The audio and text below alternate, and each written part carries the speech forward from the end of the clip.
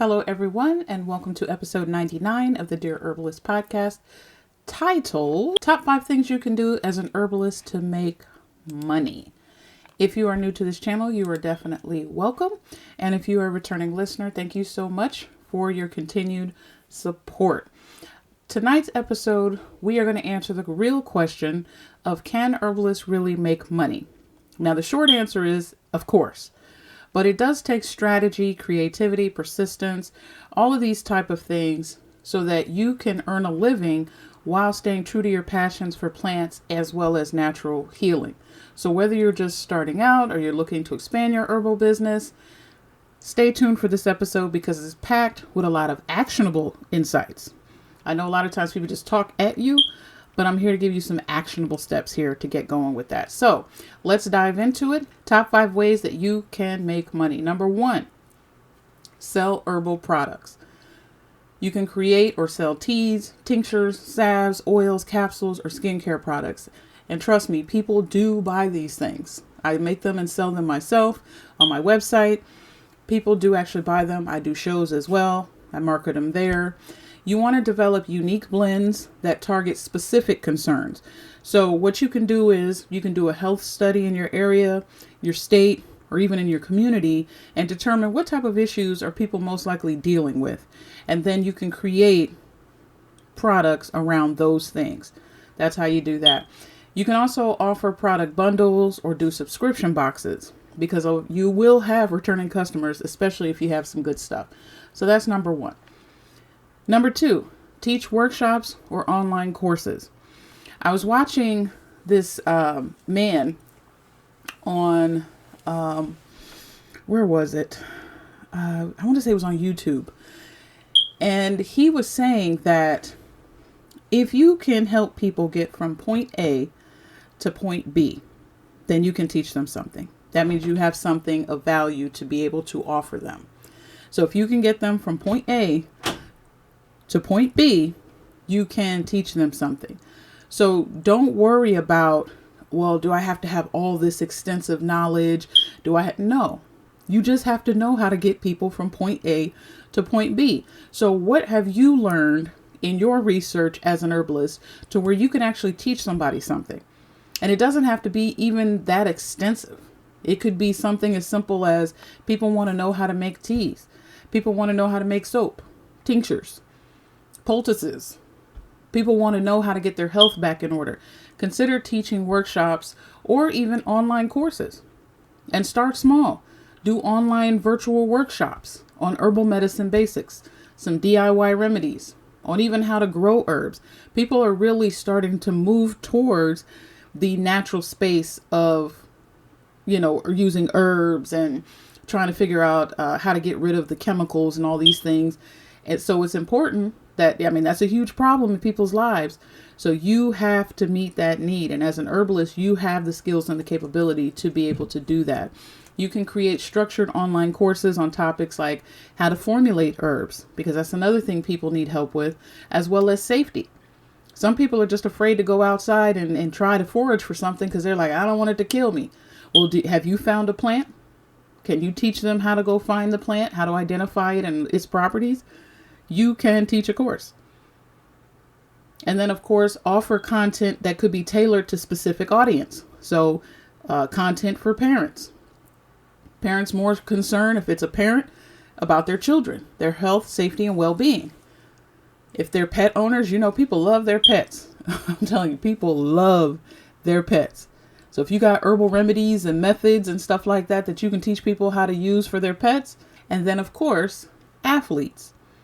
A lot of people have athletes, their kids are in a lot of sports or even sports, period. So you can tailor content around those specific audiences or any other audience that you might think of. Another way that you can make money is to offer consultations. So you can provide one-on-one wellness consultations with personalized herbal plans.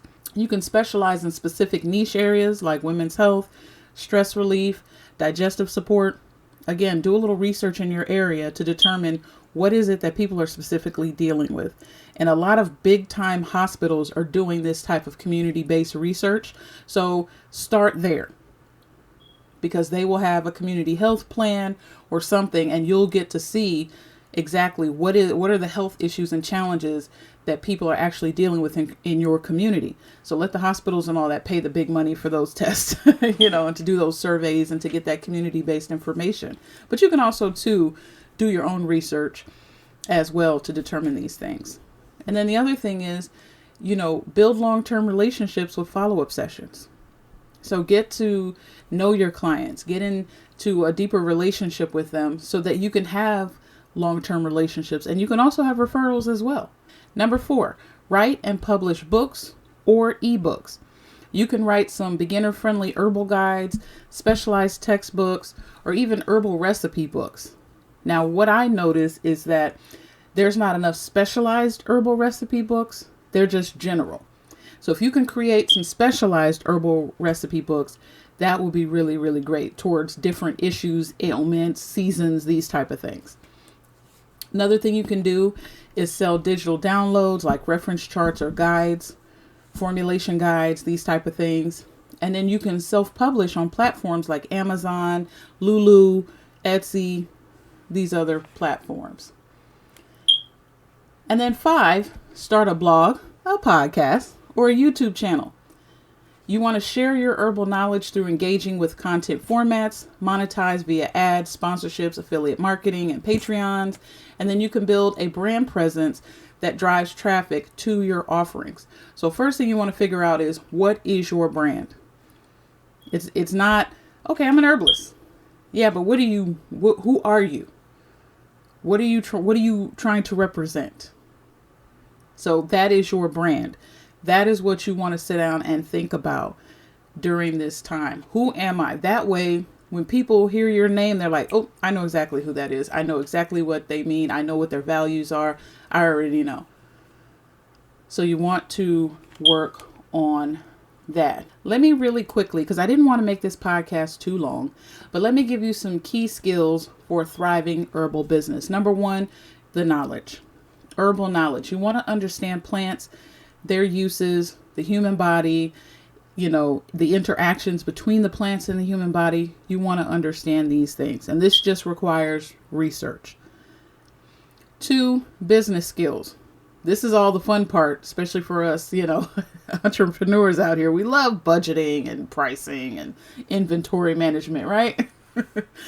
And you may not, but guess what? You got to know it. You got to have those business skills. And if you don't know it, trust me, YouTube University will get you through. Okay. The other thing is, and that's kind of tied in with business skills, is marketing skills. So marketing through social media, branding, customer engagement. Marketing matters because you can have a great product, but if no one knows you exist or your products exist, and it's an upward battle, especially, like I said, for people that are just passionate. They love herbs, they love plants, but now it's like, dang, I have to go know this whole side of business that I just don't know. But you can know it and keep it simple at the end of the day. Another skill that you need is communication skills. So clear client communication as well as content creation. We all know in the advent of TikToks and all these other short form content society that we're living in right now, people's attention spans are shorter. So you want to make sure that whenever you're presenting yourself or your materials or whatever it is, keep it clear, keep it concise, make sure that you're getting your point across. And if you can, give actionable steps at the end so people can kind of feel like, okay, I got this. Now I know what to do with the information that I'm getting. And then the last one is adaptability.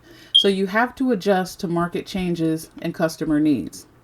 So you can't have this one product that is only, let's say, suitable for the fall and you're upset because it's not selling in the spring.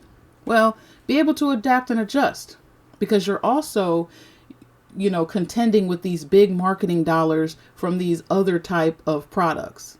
So people may see, hey, that this particular herb in the hills of India somewhere, they're marketing that as the latest weight loss drug, and all these other things. And you're kind of like, huh? So now everybody's focusing on weight loss. So you may need to adapt. Or let's say, it's the cold and flu season and you're really focusing on the spring cleaning, detoxing, that type of thing. Well, you might need to adapt because now people are only focusing on making sure they can get through the winter. So adapting and adjusting is key in life and in business. And if you're able to adapt and adjust, period, no matter what it is, you'll fare better than people that cannot, that are so rigid. It has to go my way. I have to be in control 100%. If it doesn't go my way, the exact way I think it should, you're going to have problems because there's too many ups and downs in business and making money, period. So you have to be flexible. You have to know how to pivot when necessary, and you have to know how to read your market. People may not want this particular product anymore. Now they're more interested over here. Now, am I saying, keep swaying every time the market moves? No, because you want to have some foundational things. But if you are a product maker and there's no demand for what you are creating, you either are crafty enough to create the demand, all right? And if not, then you have to make a shift.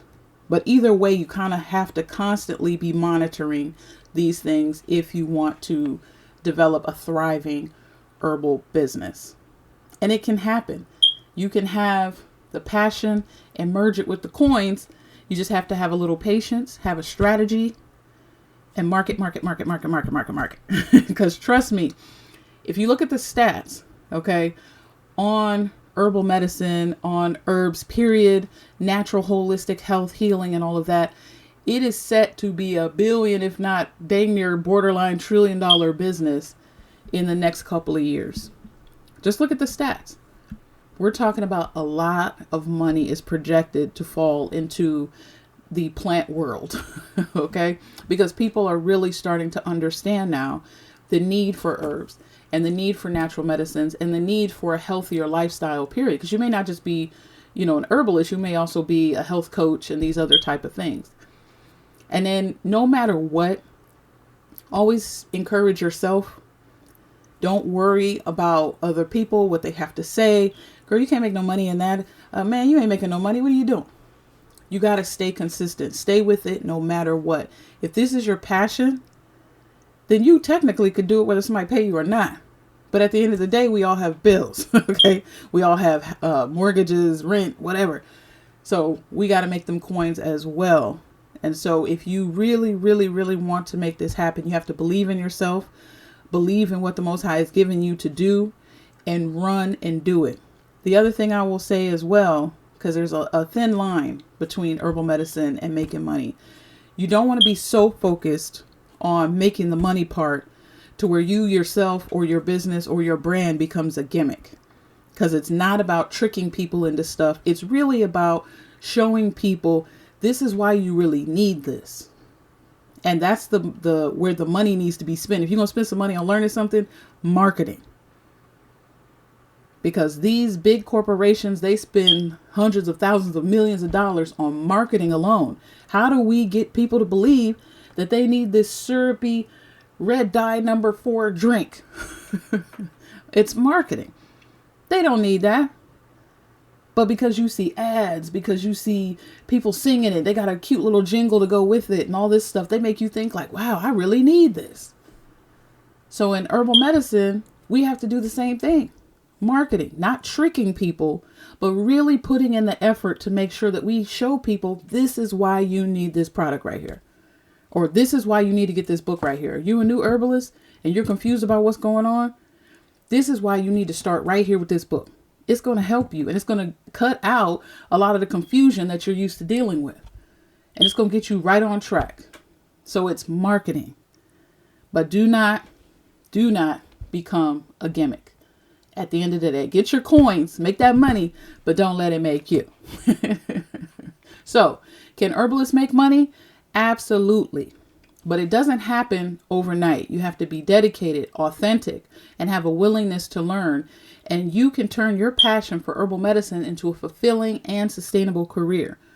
Start with 1 or 2 income streams and then refine your approach as you go along and then grow from there. Remember, every successful herbalist and even business person started exactly where you are right now. So be encouraged. Do what you know to do. Go learn what you don't know. And at the end of the day, stay focused. And with that, family, if you like what you heard, please like, share, and subscribe. Follow me on all of my social media sites at The Demystified Herbalist.